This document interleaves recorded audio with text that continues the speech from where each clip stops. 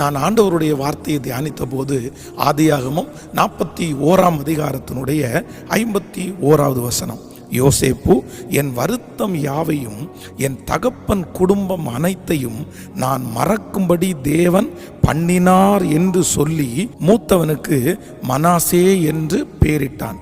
யோசேப்பு என் வருத்தம் யாவையும் என் தகப்பனுடைய குடும்பம் அனைத்தையும் நான் மறக்கும்படி தேவன் பண்ணினார் என்று சொல்லி மூத்தவனுக்கு மனாசே என்று பெயரிட்டான். கர்த்தருடைய பிள்ளைகளே, இந்த வார்த்தை என்னுடைய இருதயத்தை அதிகமாய் தொட்டது. யோசேப்பு இந்த இடத்திலே சொல்கிறார், என் வருத்தம் யாவையும் என் தகப்பன் வீட்டையும் தேவன் மறக்கும்படி பண்ணினார்.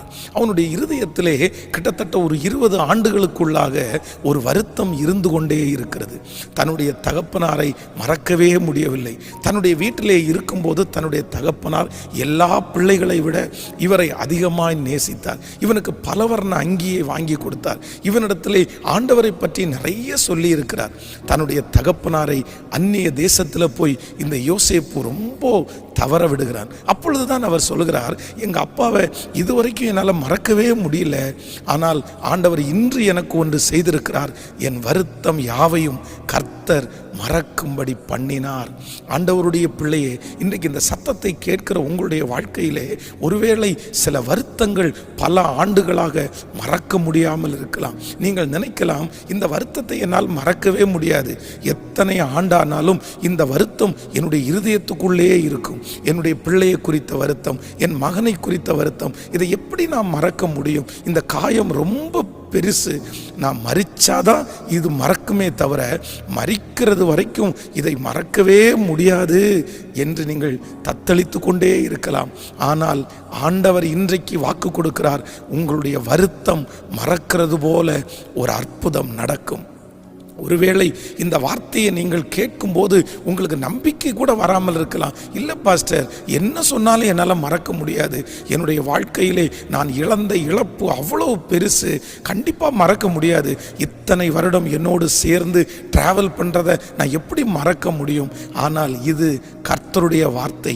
உங்களை மறக்க வைக்க வேண்டியது அவருக்குரியது. அவர் அதை செய்வேன் என்று கர்த்தர் வாக்கு கொடுக்கிறார்.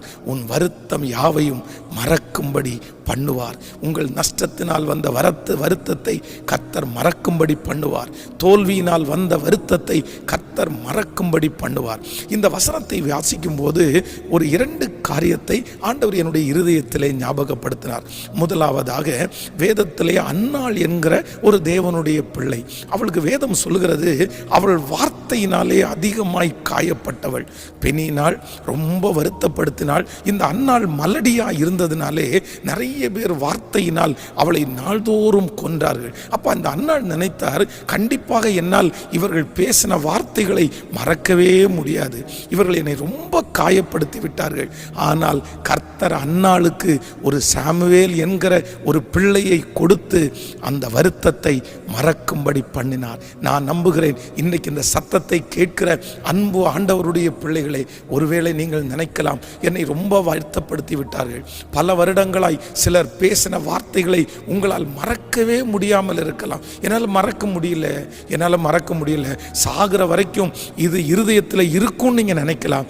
ஆனால் ஆண்டவர் அந்த வருத்தத்தை மறக்கிறது போல், அவர்கள் சொன்ன வார்த்தையை மறக்கிறது போல் ஒரு அற்புதத்தை செய்வேன் என்று வாக்கு கொடுக்கிறார். இரண்டாவதாக, நகோமியை குறித்து வேதம் சொல்லுகிறது, தன்னுடைய பிள்ளைகள் இறந்தார்கள், தன்னுடைய கணவனார் இறந்து போனார்கள். இந்த வருத்தம் அதிகமாக இருந்தது. நகோமி, இந்த வருத்தத்தை என்னால் மறக்கவே முடியாது, என் பிள்ளைகளே மரித்தார்கள், என் கணவனார் மரித்தார், நான் எப்படி இந்த துக்கத்தை ஆற்ற முடியும்? நான் எப்படி அவங்கள மறப்பேன்? இவ்வளவு வருஷம் கல்யாண வாழ்க்கையில் அவரோட இருந்தேன், இத்தனை வருஷம் என் பிள்ளைகளோட நான் வாழ்ந்தேன், ஆனால் இன்னைக்கு என் பிள்ளை இல்லை, இன்னைக்கு என் கணவன் இல்லை, இவங்களை மறக்கவே முடியாது. ஆனால் வேதம் சொல்லுகிறது, நகோமிக்கு ஆண்டவர் ஒரு மருமகளை கொடுத்து, அந்த மருமகள் நிமித்தமாய் ஒரு பேரப்பிள்ளையை கொடுத்து அந்த வருத்தத்தை மறக்கும்படி பண்ணுவாரானால், நீங்கள் எந்தெந்த காரியத்தை இழந்து மறக்க முடியாமல் தவிக்கிறீர்களோ, கர்த்தர் வாக்கு கொடுக்கிறார், ஒரு நாள் உன் துக்கத்தை நான் மறக்க பண்ணுவேன். ஒரு நாள் உங்கள் அவமானத்தை மறக்க பண்ணுவேன். உன் வருத்தம் யாவையும் கர்த்தர் மறக்கும்படி பண்ணுவார். உங்கள் வருத்தங்கள் யாவையும் கர்த்தர் மறக்கும்படி பண்ணுவார். ஏதோ ஒரு வலியோடு சரீரத்திலே போராடி கொண்டே இருக்கலாம். இந்த வலியை என்னால் தாங்க முடியவில்லை, என்னால் மறக்கவே முடியவில்லை, எனக்கு அடிக்கடி என்னை தொந்தரவு செய்கிறது. ஆனால் கர்த்தர் வாக்கு கொடுக்கிறார், நான் உனக்கு மறக்கிறது போல் ஒரு அற்புதத்தை செய்வேன்.